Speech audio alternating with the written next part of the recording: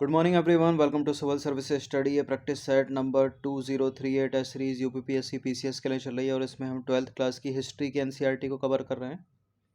इसमें एक बड़ा सा टॉपिक है स्वराज्य के लिए संघर्ष, ठीक है, जिसका एक पार्ट हमने कल कवर कर लिया था। यह है उसका दूसरा पार्ट। ये टेस्ट काफ़ी बड़ा होगा क्योंकि प्रश्नों की संख्या लगभग 40 के करीब है और बड़े बड़े स्टेटमेंट के साथ, ठीक है। तो इम्पोर्टेंट टॉपिक है ये, बहुत प्रश्न बनते हैं इससे एग्जाम्स में और बनते रहेंगे। तो चलिए स्टार्ट करते हैं। ये सीरीज़ उन लोगों के लिए बहुत इंपॉर्टेंट है जो एनसीईआरटी की किताबों को नहीं पढ़ते हैं। तो इस टॉपिक के दूसरे पार्ट से जो पहला प्रश्न निकलता है वो है क्रिप्स मिशन के संबंध में नीचे कुछ कथन दिए हैं, बताना है कि इनमें से कौन सा सही होगा। देखिए, क्रिप्स मिशन हो गया, कैबिनेट मिशन हो गया, अगस्त प्रस्ताव हो गया, साइमन कमीशन हो गया, इन सबसे प्रश्न बनते रहते हैं एग्जाम्स में। तो क्रिप्स मिशन 1942 में भारत आया। इस मिशन के अध्यक्ष स्टैफोर्ड क्रिप्स भारतीय राष्ट्रीय आंदोलन के पहले समर्थक थे और इस मिशन का उद्देश्य भारत में पूर्ण स्वतंत्रता स्थापित करना था। देखिए, क्रिप्स मिशन की जो वार्ता थी ब्रिटिश सरकार और कांग्रेसी नेताओं के बीच, वो सफल नहीं रही, ठीक है, क्योंकि क्रिप्स मिशन भारत को पूर्ण स्वतंत्रता देने की बात नहीं करता है बल्कि औपनिवेशिक स्वराज्य देने की बात करता है, डोमिनियन स्टेटस देने की बात कर रहा था, इसलिए सफल नहीं हुआ क्रिप्स मिशन। तो पहला दूसरा यहाँ पर सही है, बिल्कुल स्टैफोर्ड क्रिप्स। तीसरा वाला गलत है। तो केवल कथन एक और दो सत्य हैं। द्वितीय विश्व युद्ध में भारत का सहयोग प्राप्त करने के लिए ब्रिटिश सरकार ने एक कैबिनेट मंत्री स्टैफोर्ड क्रिप्स के नेतृत्व में मार्च 1942 में एक मिशन भारत भेजा, जिसे क्रिप्स मिशन कहा जाता है। और ये जो क्रिप्स थे, स्टैफोर्ड क्रिप्स, ये लेबर पार्टी के उग्र सदस्य और भारतीय राष्ट्रीय आंदोलन के पक्के समर्थक थे। तो पहला दूसरा दोनों सही हो गया। तीसरा वाला सत्य है, क्योंकि क्रिप्स ने घोषणा की कि भारत में ब्रिटिश नीति का उद्देश्य यहाँ जितना जल्दी संभव हो स्वशासन की स्थापना करना था, अर्थात भारत को औपनिवेशिक स्वराज्य देना था, डोमिनियन स्टेटस। अंततः क्रिप्स तथा कांग्रेसी नेताओं के बीच जो लंबी बातचीत हुई वो टूट गई, यानी सफल नहीं रहा है। तो क्रिप्स मिशन कब का है? मार्च 1942 का है। मैच पैच इंक्रीजिंग डिक्रीजिंग में ही पूछ लेता है, फिर कैबिनेट मिशन दे देगा, बेबल योजना दे देगा, इनको इंक्रीजिंग डिक्रीजिंग ऑर्डर में रखो। दूसरा प्रश्न है 1935 के भारत सरकार कानून की विशेषताओं के संबंध में नीचे दो कथन दिए, कौन सा इसमें सही होगा? 1935 का भारत सरकार अधिनियम महत्वपूर्ण है, इस पर प्रश्न बनते हैं एग्जाम्स में। तो 1935 के भारत सरकार अधिनियम द्वारा एक अखिल भारतीय संघ की स्थापना, प्रांतीय स्वायत्तता के आधार पर एक नई शासन प्रणाली की व्यवस्था। बिल्कुल ये हैं दोनों के दोनों, सी है इसका आंसर। तो 1935 के भारत सरकार कानून में एक नए अखिल भारतीय संघ की स्थापना तथा प्रांतों में प्रांतीय स्वायत्तता के आधार पर एक नई शासन प्रणाली की व्यवस्था की गई। तो पहला और दूसरा दोनों सत्य हैं। तीसरा प्रश्न है 1935 के भारत सरकार कानून के अंतर्गत फरवरी 1935 में प्रांतीय चुनावों में कांग्रेस ने कितने प्रांतों में अपनी सरकारें बनाई? 1935 में हुए प्रांतीय चुनाव में कांग्रेस ने 9 प्रांत में अपनी सरकार बनाई थी, कुल 9 प्रांत में। तो ए है इसका आंसर। अब इसमें से पूछ ले कि पूर्ण बहुमत के साथ कितने प्रांत में बनाई थी, तो 7 प्रांतों में पूर्ण बहुमत के साथ बनाई थी। तो प्रश्न यहाँ से ही पूछा जा सकता है और यहाँ से भी। तो 1935 के भारत सरकार कानून के संघीय पक्ष को कभी लागू नहीं किया गया, पर प्रांतीय पक्ष जल्द ही लागू कर दिया गया। 1935 के नए कानून का कड़ा विरोध करने के बावजूद कांग्रेस ने इसके अंतर्गत होने वाले चुनावों में भाग लेने का निर्णय लिया। हालांकि गांधी जी ने एक भी चुनाव सभा को संबोधित नहीं किया। फरवरी 1937 में हुए चुनावों में कांग्रेस ने अधिकांश प्रांतों में भारी जीत हासिल की। 11 में से 7 प्रांतों में जुलाई 1937 में कांग्रेसी मंत्रिमंडल बने। बाद में कांग्रेस ने 2 प्रांतों में साझी सरकारें बनाई, यानी गठबंधन की सरकार। इस तरह कांग्रेस ने कुल 9 प्रांतों में अपनी सरकारें बनाई और पूर्ण बहुमत से पूछ ले तो 7 प्रांतों में। क्वेश्चन नंबर 4 पर आ जाइए। 1937 के प्रांतीय चुनावों में किन प्रांतों में गैर कांग्रेसी सरकारें बनी? तो जहां जहां कांग्रेस की सरकार बनी वो तो असम में बनी और बम्बई में बनी, और गैर कांग्रेसी सरकार बनी पंजाब में और बंगाल में। तो इसका आंसर हो जाएगा तीसरा चौथा, यानी ऑप्शन नंबर सी। देखिए 1937 के प्रांतीय चुनावों में केवल बंगाल और पंजाब प्रांत में ही गैर कांग्रेसी मंत्रिमंडल बन सके। पंजाब में जो है वो कम्युनिस्ट पार्टी की सरकार बनी थी और बंगाल में कृषक प्रजा पार्टी और मुस्लिम लीग ने मिलकर सरकार बनाई थी। क्वेश्चन नंबर 5 पर आ जाइए। 1938 में कांग्रेस के हरिपुरा अधिवेशन में सुभाष चंद्र बोस कांग्रेस के अध्यक्ष निर्वाचित हुए। इस समय कांग्रेस ने आर्थिक योजना का विचार अपनाया और एक राष्ट्रीय योजना समिति बनाई। इस राष्ट्रीय योजना समिति का अध्यक्ष किसे बनाया गया? जवाहरलाल नेहरू को। ऑप्शन नंबर सी है इसका आंसर। देखिए 1938 में हरिपुरा अधिवेशन में सुभाष चंद्र बोस कांग्रेस के निर्विरोध अध्यक्ष चुने गए और उन्होंने जवाहरलाल नेहरू की अध्यक्षता में एक राष्ट्रीय योजना समिति बनाई। क्वेश्चन नंबर 6 पर आ जाइए। कांग्रेस समाजवादी पार्टी की स्थापना किसके नेतृत्व में हुई? इंपॉर्टेंट प्रश्न है, पहले भी एग्जाम्स में पूछा है। ठीक है, सीधा सीधा पूछा है बिल्कुल। यूपी पीसीएस में पूछा, बिहार पीसीएस में पूछा, एमपी पीसीएस में भी पूछा है। आचार्य नरेंद्र देव और जयप्रकाश नारायण इसका उत्तर है, ऑप्शन नंबर बी। 1934 में आचार्य नरेंद्र देव तथा जयप्रकाश नारायण के नेतृत्व में कांग्रेस समाजवादी पार्टी की स्थापना हुई। इन सभी टेस्ट की आप फुल टेस्ट पीडीएफ सीरीज प्राप्त कर सकते हो। नंबर उस पर कॉल या व्हाट्सएप करके पेड टेलीग्राम ग्रुप से जुड़कर। बाकी सब्सक्राइब रखिएगा सिविल सर्विसेज स्टडी चैनल को। क्वेश्चन नंबर 7 पर आ जाइए। भारतीय स्वतंत्रता संग्राम के दौरान स्वामी सहजानंद सरस्वती का संबंध किससे था? मजदूर संगठन, व्यापारी संगठन, सैनिक संगठन, किसान संगठन। इसका आंसर ऑप्शन नंबर डी, किसान संगठन। तो 1936 में स्वामी सहजानंद सरस्वती की अध्यक्षता में पहला अखिल भारतीय किसान संगठन बना। क्वेश्चन नंबर 8 पर आ जाइए। मुस्लिम लीग द्वारा पाकिस्तान के नाम से अलग राज्य की मांग करने वाला प्रस्ताव किस वर्ष पारित किया गया? इंपॉर्टेंट है प्रश्न ये भी। 1940 में। और पाकिस्तान शब्द को सबसे पहले चौधरी रहमत अली, उसको भी याद रखिएगा। तो 1940 में मुस्लिम लीग ने एक प्रस्ताव पारित करके मांग की कि स्वाधीनता के बाद देश के 2 भाग कर दिए जाएं और पाकिस्तान नाम का एक अलग राज्य बनाया जाए। क्वेश्चन नंबर 9 पर आ जाइए। 1939 में कांग्रेस मंत्रिमंडल ने 7 प्रांतों से त्यागपत्र दे दिया था। इसका प्रमुख कारण क्या था? क्यों दिया था 7 प्रांतों से त्यागपत्र? क्योंकि अंग्रेजों ने द्वितीय विश्व युद्ध के समय भारतीयों की सहमति के बिना उनको युद्ध में शामिल कर लिया था। ठीक है, इसी के चलते। और भारत तो उस समय एक गुलाम देश था। अब एक गुलाम देश दूसरे देश की कैसे सहायता कर सकता है? या तो उसे स्वतंत्र कर दो या फिर उसको राजनीतिक अधिकार दे दो। देखिए भारत की ब्रिटिश सरकार ने 1939 में शुरू हुए द्वितीय विश्व युद्ध में भारतीय राष्ट्रीय कांग्रेस या केंद्रीय विधानसभा के चुने हुए सदस्यों से परामर्श किए बिना ही एक पक्षीय घोषणा करके भारत को युद्ध में शामिल कर लिया। मगर कांग्रेस के नेताओं का यह सवाल था कि एक गुलाम राष्ट्र द्वारा दूसरों के मुक्ति संघर्ष में साथ देना किस प्रकार संभव है? ठीक है, इसलिए उन्होंने मांग की कि भारत को या तो स्वाधीन कर दो या कम से कम भारतीयों को समुचित अधिकार तो दे दो ताकि वे युद्ध में सक्रिय रूप से भाग ले सकें। लेकिन अंग्रेजों ने या ब्रिटिश सरकार ने ऐसा करने से इनकार कर दिया। इसलिए कांग्रेस ने अपने मंत्रिमंडलों को आदेश दिया कि वे त्यागपत्र दे दें। ये कारण था। क्वेश्चन नंबर 10 पर आ जाइए। अक्टूबर 1940 में गांधी जी ने व्यक्तिगत सत्याग्रह प्रारंभ किया। गांधी जी ने प्रथम सत्याग्रह किसे चुना? इंपॉर्टेंट प्रश्न है। Vinoba Bhave, option number C. तो अक्टूबर 1940 में गांधी जी ने कुछ चुने हुए व्यक्तियों को एक साथ लेकर सीमित पैमाने पर सत्याग्रह चलाने का निर्णय लिया, जिसे सीमित इसलिए रखा गया कि देश में व्यापक उथल पुथल न हो। और व्यक्तिगत सत्याग्रह करने वाले पहले सत्याग्रही विनोबा भावे थे।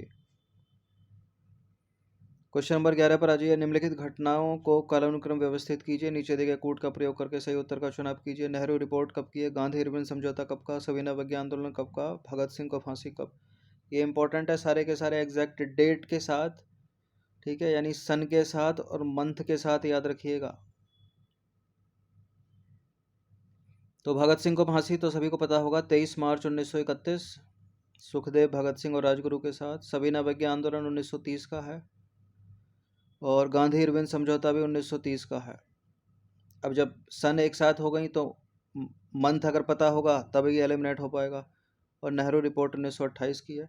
तो सबसे पहले नेहरू रिपोर्ट 1928 की, उसके बाद आ जाएगा 1930। ठीक है, सविनय अवज्ञा आंदोलन 12 मार्च 1930। गांधी इरविन समझौता है 1931 का। गांधी इरविन समझौता 1931 का है। ठीक है, और कब का? 5 मार्च 1931। 30 नहीं है, ये 31 है। 31 यहाँ होगा कन्फ्यूज़न। ठीक है, और भगत सिंह को फांसी हो गई 23 मार्च 1931।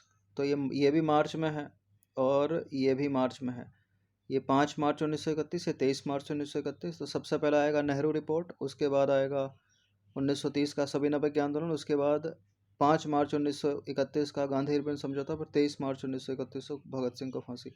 तो इसका आंसर हो जाएगा 1 3 2 4 बी। तो यह है वही घटनाएं, यह है कालानुक्रम। नेहरू रिपोर्ट 1928 की, सविनय अवज्ञा आंदोलन 12 मार्च 1930, गांधी इरविन समझौता 5 मार्च 1931, भगत सिंह को फांसी 23 मार्च 1931। एग्जैक्ट मंथ और सन दोनों याद रखिएगा। क्वेश्चन नंबर 12 पर आ जाइए। अखिल भारतीय कांग्रेस कमेटी के द्वारा 8 अगस्त 1942 को बंबई में किस प्रस्ताव को पारित किया गया? 8 अगस्त 1942 को बंबई में, ये तो भारत छोड़ो प्रस्ताव ही है। सी है इसका आंसर। देखिए, अखिल भारतीय कांग्रेस कमेटी की मीटिंग 8 अगस्त 1942 को बंबई में हुई, जिसमें भारत छोड़ो प्रस्ताव स्वीकार किया गया तथा इस उद्देश्य को पाने के लिए गांधी जी के नेतृत्व में एक अहिंसक जनसंघर्ष चलाने का फैसला किया गया।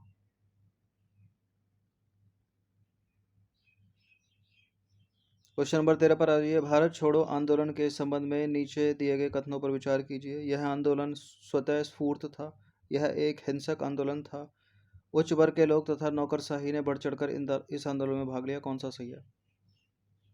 भारत छोड़ो आंदोलन यानी क्विट इंडिया मूवमेंट की बात हो रही है, तो बिल्कुल यह आंदोलन स्वतः स्फूर्त था, हिंसक था। हिंसक था क्योंकि गांधी जी ने बोल दिया था करो या मरो। उच्च वर्ग के लोग और नौकरशाही ने बढ़ चढ़कर इसमें भाग नहीं लिया, वो तो अंग्रेजों का साथ दे रहे थे तब भी। तो केवल 1 और 2, इसका आंसर हो जाएगा बी सी। तो केवल कथन 1 और 2 सत्य है। कांग्रेस ने 8 अगस्त 1942 को भारत छोड़ो प्रस्ताव पारित किया तथा अगले ही दिन 9 अगस्त को बहुत तड़के ही गांधी जी तथा अन्य कांग्रेसी नेताओं को गिरफ्तार करके अनजानी जगह ले जाकर कैद कर दिया अंग्रेजों ने, ताकि कांग्रेस को एक बार पुनः गैर कांग्रेसी संस्था घोषित कर दिया गया। ठीक है, सभी नेताओं को कैद कर दिया गया और कांग्रेस को एक बार फिर से अंग्रेजों ने गैर कानूनी संस्था घोषित कर दिया गया। उनको लग रहा था गैर कानूनी काम कर रही है। देखिए, इन गिरफ्तारियों की खबर ने पूरे देश को सकते में डाल दिया और हर जगह विरोध में एक स्वतः स्फूर्त आंदोलन उठ खड़ा हुआ। तो दूसरा वाला स्टेटमेंट सही हो गया। और पूरे देश में कारखानों में, स्कूल कॉलेजों में हड़तालें हुई, प्रदर्शन हुए, जिनमें शामिल लोगों पर लाठीचार्ज हुई, अंग्रेजों के द्वारा उन पर फायरिंग की गई। बार बार दमन से क्रुद्ध होकर जनता ने अनेक जगहों पर हिंसक कार्रवाइयाँ भी की। अतः यह आंदोलन अहिंसात्मक नहीं था। गांधी जी, ठीक है, अहिंसात्मक नहीं था, हिंसात्मक हो गया था, क्योंकि तीसरा कथन सत्य है। भारत छोड़ो आंदोलन के दौरान उच्च वर्ग के लोग और नौकरशाही ब्रिटिश सरकार के वफादार रहे। ठीक है, अहिंसक तो होने था क्योंकि गांधी जी ने करो या मरो का नारा इसमें दे दिया था, डू और डाई। क्वेश्चन नंबर 14 पर अजय, किस आंदोलन के दौरान गांधी जी ने कहा कि हम या तो भारत को स्वतंत्र कराएंगे या इस प्रयास में मारे जाएंगे, मगर हम अपनी पराधीनता को जारी रहते देखने के लिए जीवित नहीं रहेंगे? तो भारत छोड़ो आंदोलन की बात हो रही है, ऑप्शन नंबर डी है इसका आंसर। 8 अगस्त 1942 की रात, जिस दिन कांग्रेस द्वारा भारत छोड़ो प्रस्ताव पारित किया गया, गांधी जी ने भारतवासियों से कहा कि मैं आपको एक छोटा सा मंत्र दे रहा हूँ, आप इसे अपने दिलों में सजो कर रखें और हर सांस में इसका जाप करें। कौन सा है वो मंत्र? करो या मरो, डू और डाई। यानी हम या तो भारत को स्वतंत्र कराएंगे या इस प्रयास में मारे जाएंगे, मगर हम अपनी पराधीनता को जारी रहते देखने के लिए जीवित नहीं रहेंगे। ठीक है, तो गांधी जी की मेंटेलिटी देखी, स्टार्टिंग में सत्याग्रह कर रहे थे वो, ठीक है, फिर धीरे धीरे धीरे धीरे धीरे धीरे एंड में करो या मरो का नारा दिया उन्होंने। ठीक है, यानी स्टार्टिंग में प्यार से समझाया अंग्रेजों को, और उसके बाद अंततः आते आते हथियार से। हथियार क्या था उनका? जन आक्रोश। ठीक है, क्वेश्चन नंबर 15 पर आ जाइए। भारत छोड़ो आंदोलन के दौरान किन जगहों पर समानांतर सरकार की स्थापना की गई? भारत छोड़ो आंदोलन के दौरान समानांतर सरकार बनी मिदनापुर में, सतारा में और बलिया में। इसका आंसर क्या हो गया? 1, 3 और 4 बी। तो 1942 के भारत छोड़ो आंदोलन के दौरान संयुक्त प्रांत बिहार, पश्चिम बंगाल, उड़ीसा, आंध्र, तमिलनाडु, महाराष्ट्र के अनेक भागों में ब्रिटिश शासन लुप्त हो गया और पूर्वी उत्तर प्रदेश के बलिया जिले में, बंगाल के मिदनापुर जिले में, तामलुक और बम्बई के सतारा जिले में कुछ क्षेत्रों में क्रांतिकारियों ने समानांतर सरकार बना ली। क्वेश्चन नंबर 16 पर अजय, 1939 में सुभाष चंद्र बोस तथा उनके वामपंथी समर्थकों द्वारा किस संगठन की स्थापना की गई? फॉरवर्ड ब्लॉक की। ऑप्शन नंबर ए है इसका आंसर। 1939 में कांग्रेस के अध्यक्ष से त्यागपत्र देने के बाद सुभाष चंद्र बोस और उनके वामपंथी समर्थकों ने फॉरवर्ड ब्लॉक की स्थापना की, अध्यक्ष पद से। नंबर 17 पर अजय, लाल किला मुकदमा में कौन कौन सैनिक शामिल थे? और ये आपके कूट, एक कूट में कोई कूट ऐसा नहीं है जिसमें चारों शामिल हो, तो यानी कोई एक नहीं होगा या दो भी नहीं हो सकते। कौन कौन शामिल थे? वो थे general Shahnawaz, general Prem Sehgal, general Gurdayal Singh Dhillon. Mohan Singh नहीं है तो मोहन सिंह को हटा दीजिए, 2, 3, 4 इसका आंसर होना चाहिए, यानी कौन सा कूट होगा? डी वाला। देखिए, ब्रिटिश सरकार ने आज़ाद हिंद फौज के जनरल शाहनवाज, जनरल गुलदयाल सिंह ढिल्लो, जनरल प्रेम सहगल पर दिल्ली के लाल किला में मुकदमा चलाने का फैसला किया, जिसे इतिहास में लाल किला मुकदमा के नाम से जाना जाता है। पूरे देश में उनकी रिहाई की मांग को लेकर विशाल जन प्रदर्शन हुए। हालांकि कोर्ट मार्शल में आज़ाद हिंद फौज के इन बंदियों को दोषी पाया गया, मगर सरकार ने उन्हें छोड़ देने में भलाई समझी।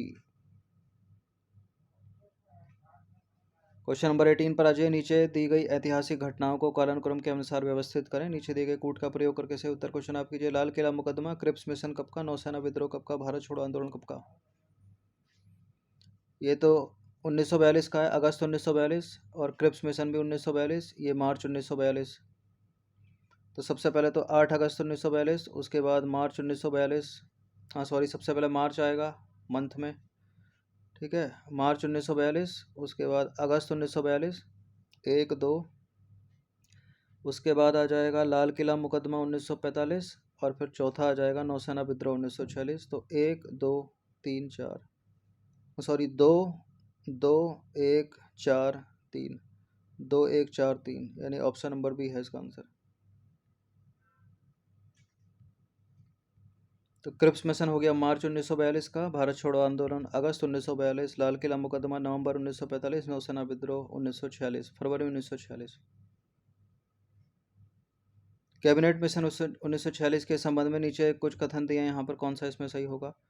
देखिए, इसे भारतीयों को सत्ता सौंपने की शर्तों के बारे में बातचीत करने के लिए भेजा गया था, और इस मिशन ने भारत में 2 स्तरों वाली एक संघीय योजना का प्रस्ताव किया। कैबिनेट मिशन ने संघीय केंद्र को केवल प्रतिरक्षा, विदेशी मामले एवं संचार विषयों पर नियंत्रण की सिफारिश की थी। बिल्कुल, ये तीनों के तीनों कथन सत्य हैं कैबिनेट मिशन के बारे में, उपरोक्त सभी डी है इसका आंसर। तो सारे के सारे करेक्ट हैं, इसको पढ़ लीजिएगा, पहला भी सही है, दूसरा भी सही है और तीसरा भी सही है। क्वेश्चन नंबर 20 पर आ जाइए। भारत की स्वतंत्रता के समय ब्रिटिश प्रधानमंत्री कौन था? रेडक्लिफ नहीं, जेम्स बोल्ट नहीं, विंस्टन चर्चिल नहीं, Clement Attlee. Option number A. तो भारत की स्वतंत्रता के समय ब्रिटेन में लेबर पार्टी की सरकार थी और वहां प्रधानमंत्री क्लीमेंट एटली थे। क्वेश्चन नंबर 21 पर आ जाइए। कांग्रेस के किस अधिवेशन के दौरान दूसरा नागरिक अवज्ञा आंदोलन यानी सविनय अवज्ञा आंदोलन शुरू करने का निर्णय लिया गया तथा पूरे कांग्रेस संगठन को गांधी जी की आज्ञा के अधीन कर दिया गया?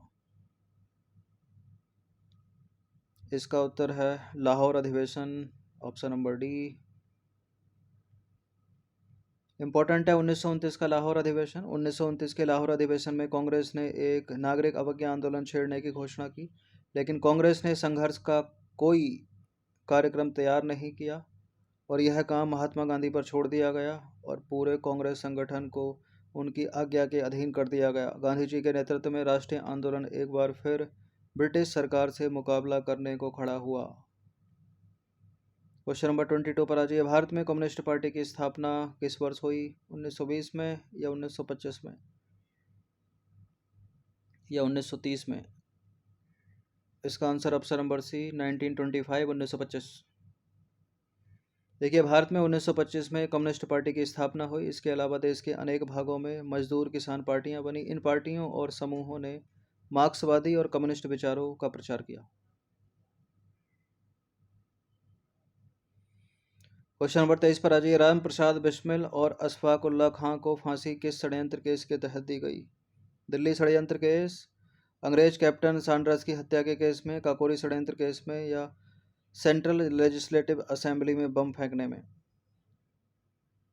सेंट्रल लेजिस्लेटिव असेंबली में बम इन्होंने नहीं फेंका था, वो भगत सिंह और बटुकेश्वर दत्त ने फेंका था। यहाँ उत्तर होगा काकोरी षड्यंत्र, ऑप्शन नंबर डी 1925 का। तो अगस्त 1925 में क्रांतिकारी आतंक, ये किताबों में लिखा तो है ये वर्ड, एनसीईआरटी में भी लिखा है, लेकिन ये गलत शब्द है। क्रांतिकारी आतंकवादी कहना ठीक नहीं है, ठीक है, उग्रवादी कह लो। 1925 में क्रांतिकारियों ने लखनऊ के पास काकोरी गांव में चलती ट्रेन में सरकारी खजाने को लूट लिया और काकोरी षड्यंत्र केस में 17 लोगों को लंबी लंबी जेल की सजाएं हुई। 4 को आजीवन कारावास का दंड मिला तथा राम प्रसाद बिस्मिल और अशफाक उल्लाह खां समेत 4 लोगों को फांसी दे दी गई। क्वेश्चन नंबर 24 पर आ जाइए। नीचे कुछ घटनाक्रम दिए हैं, उनको कालानुक्रम व्यवस्थित करना है, कौन सा सबसे पहला आएगा? काकोरी षड्यंत्र केस, बारदोली सत्याग्रह, चटगांव सरकारी शस्त्रागार लूट, नौजवान भारत सभा की स्थापना। देखिए, काकोरी षड्यंत्र केस है 1925 का, 1925, और 9 इसके बाद क्या आना चाहिए? बारदोली भी सभी को पता होगा, 1928 का है। चटगांव सरकारी शस्त्रागार लूट ये 1930 की है, सूर्यसेन के नेतृत्व में। और नौजवान भारत संघ की स्थापना भगत सिंह, ये है 1926। तो सबसे पहला आएगा 1925, उसके बाद 1926, 1 और 4 हो गया एलिमिनेट। ऑप्शन नंबर ए है इसका आंसर, 1 4 2 3। तो 9 अगस्त 1925 को क्रांतिकारियों ने लखनऊ के पास काकोरी गांव में रेलवे की तिजोरी को लूट लिया। इतिहास में यह घटना काकोरी षड्यंत्र के नाम से जानी जाती है। इसके बाद 1926 भगत सिंह ने पंजाब में नौजवान सभा की स्थापना में भाग लिया और इसके प्रथम सचिव बने। फिर 1928 में सरदार वल्लभ भाई पटेल के नेतृत्व में बारदोली सत्याग्रह। फिर बंगाल के चटगांव में 1930 में मास्टर सूरसेन के नेतृत्व में क्रांतिकारियों ने सरकारी शस्त्रागार पर योजनाबद्ध ढंग से छापा मारकर उसे लूट लिया। क्वेश्चन नंबर 25 पर आ जाइए। निम्नलिखित कथनों पर विचार करेंगे। साइमन कमीशन के विरोध के दौरान लाला लाजपत राय की मृत्यु हो गई। 1929 में भगत सिंह और राजगुरु ने केंद्रीय विधानसभा यानी सेंट्रल लेजिस्लेटिव असेंबली में बम फेंका था। देखिए, पहला वाला तो सही है, दूसरा वाला गलत है, क्योंकि भगत सिंह और बटुकेश्वर दत्त ने केंद्रीय विधानसभा में बम फेंका था और इन दोनों के द्वारा बम फेंकना किसी को मारना नहीं था वहां पर, बल्कि बहरों को सुनाना था। तो केवल एक इसका आंसर है, तो पहला सही है, ठीक है। 30 अक्टूबर 1928 को साइमन कमीशन विरोधी एक प्रदर्शन पर पुलिस के बर्बर लाठीचार्ज के कारण पंजाब के महान नेता लाला लाजपत राय शहीद हो गए और 17 दिसंबर 1928 को भगत सिंह, चंद्रशेखर आज़ाद और राजगुरु ने लाठीचार्ज का नेतृत्व करने वाले ब्रिटिश पुलिस अधिकारी सैंडर्स को गोलियों से भून दिया। दूसरा कथन गलत है। हिंदुस्तानी समाजवादी प्रजातंत्र संघ के कार्यकर्ता भगत सिंह और बटुकेश्वर दत्त ने केंद्रीय विधानसभा में बम फेंका और बम से किसी को नुकसान नहीं पहुंचा, क्योंकि क्रांतिकारियों का उद्देश्य किसी की हत्या करना नहीं था, बल्कि उनके एक पर्चे के अनुसार बहरों को सुनाना था। ये चीज़ मूवी में भी दिखाई है। क्वेश्चन नंबर 26, 1929 के मेरठ षड्यंत्र केस के संबंध में नीचे कुछ कथन दिए हैं, कौन सा इसमें सही होगा। इस केस का संबंध भारतीय मजदूर एवं कम्युनिस्ट नेताओं से है। इस केस के तहत बंगाल के क्रांतिकारी सूरसेन को फांसी दे दी गई और इस केस के दौरान गांधी जी ने ब्रिटिश सरकार की आलोचना करते हुए अनशन किया।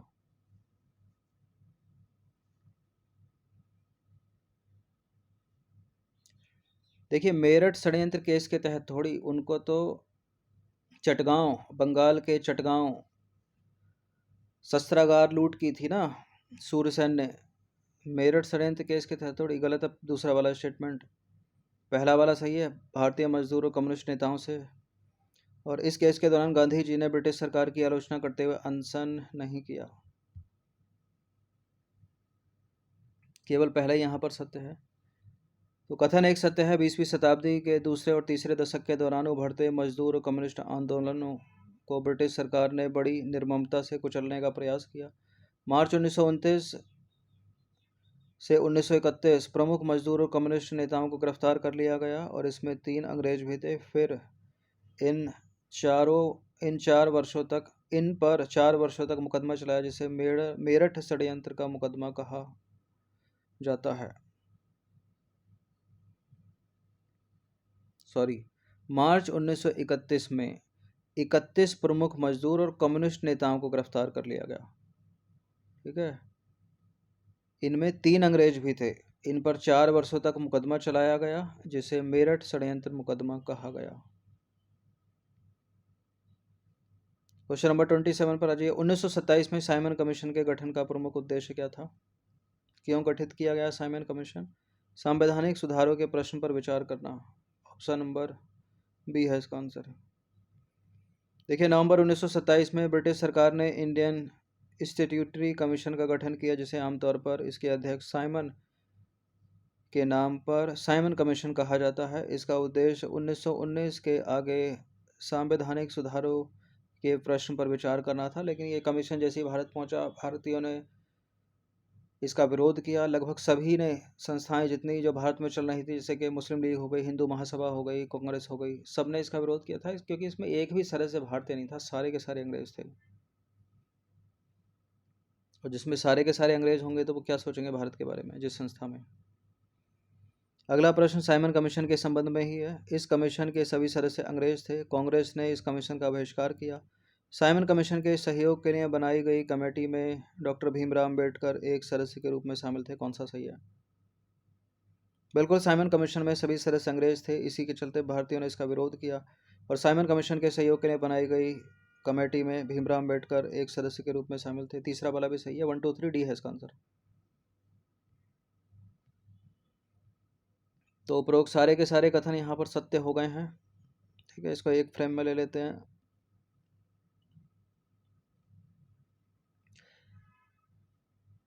देखिए, 1927 में कांग्रेस ने मद्रास अधिवेशन में घोषणा की कि वह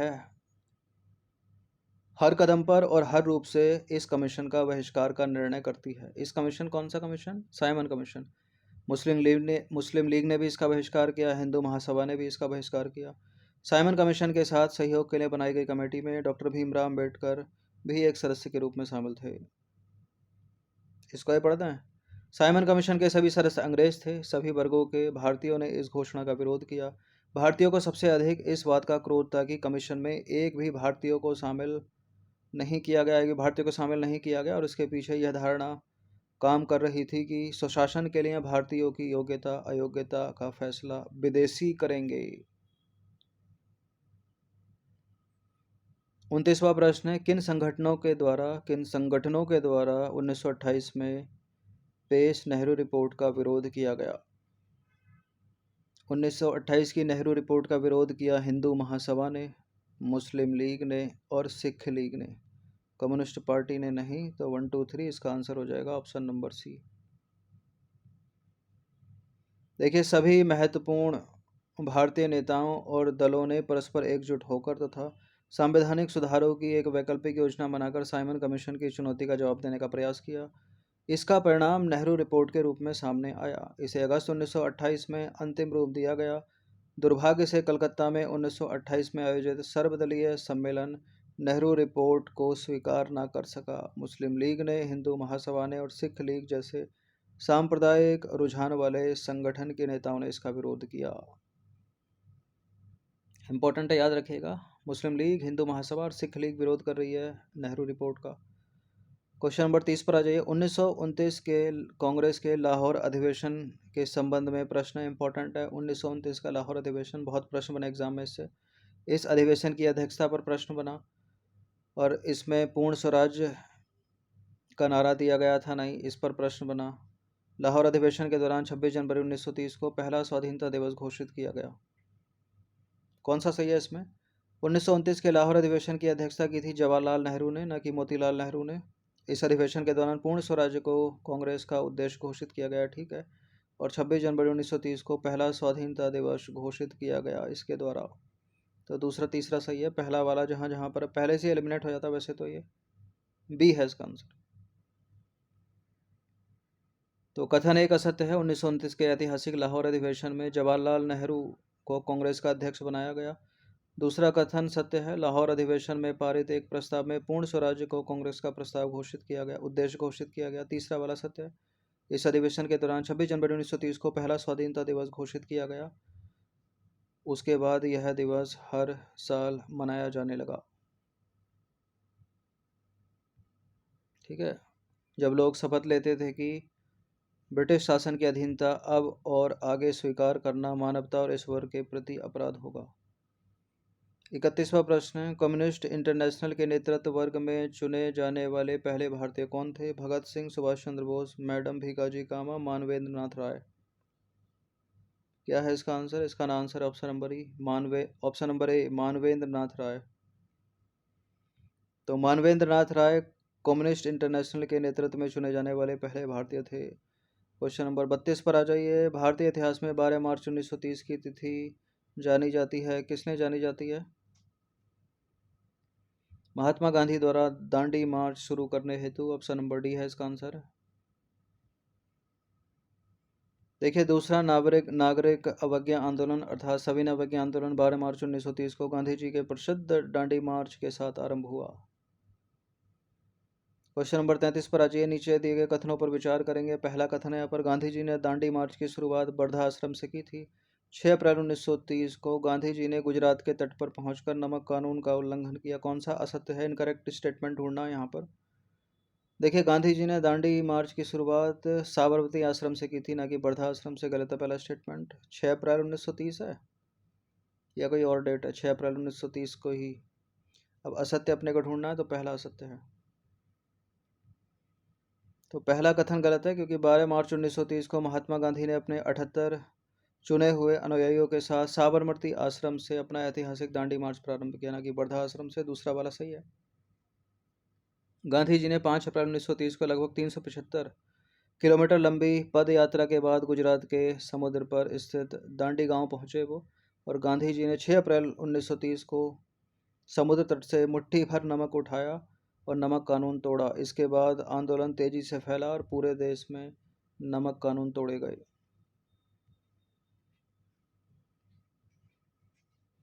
क्वेश्चन नंबर 34 पर अजय 34वां प्रश्न है, सविनय अवज्ञा आंदोलन के दौरान किन स्थानों पर लोगों ने जंगल कानून को तोड़कर अपना विरोध प्रदर्शित किया?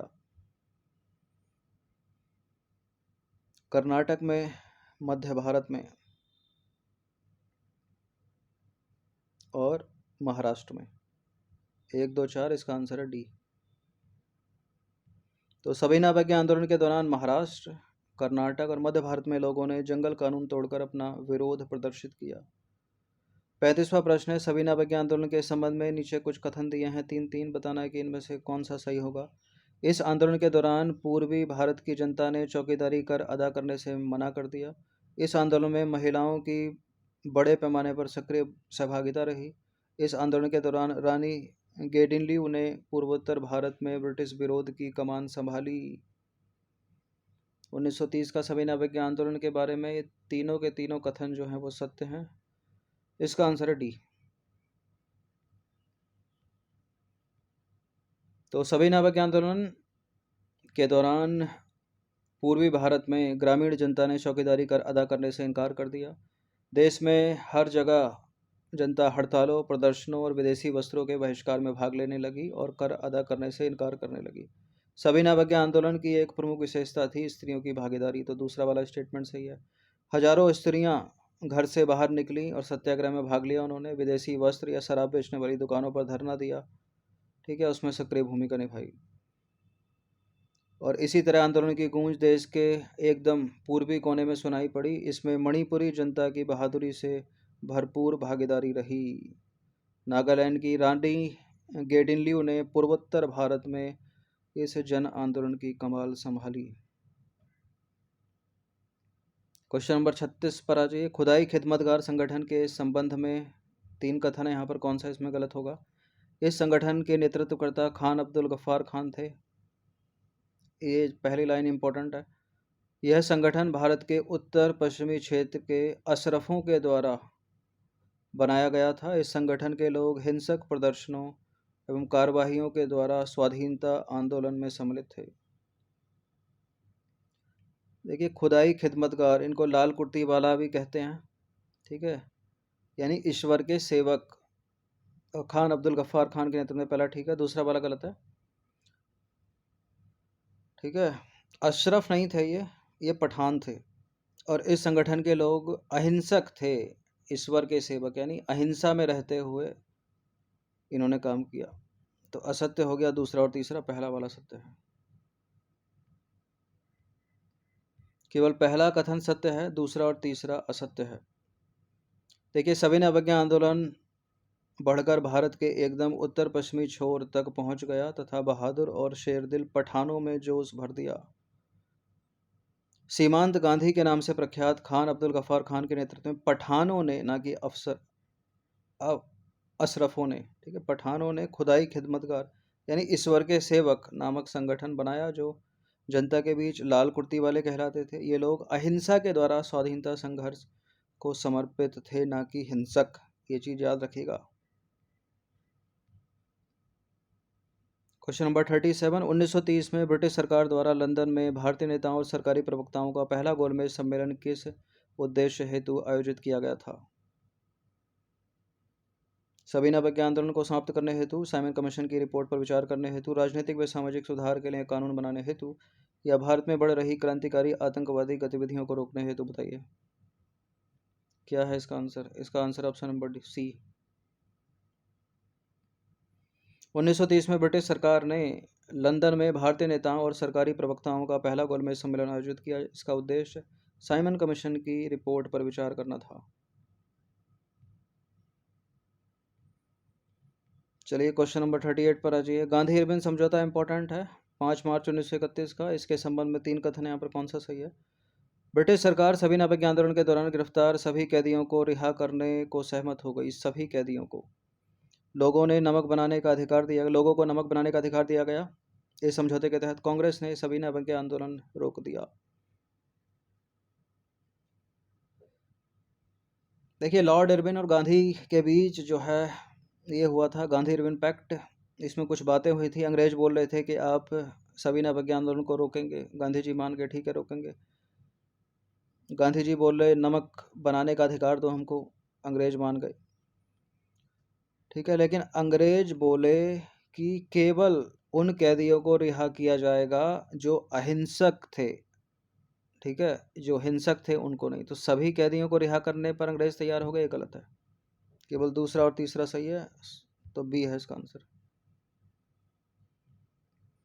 तो पहला वाला सत्य, क्योंकि वायसराय लॉर्ड इरविन और गांधी के बीच 5 मार्च 1930 को एक समझौता हुआ, जिसे इतिहास में गांधी इरविन समझौता के नाम से जाना जाता है। इस समझौते के तहत ब्रिटिश सरकार अहिंसक रहने वाले राजनीतिक बंदियों को रिहा करने को तैयार हुई, न कि सभी।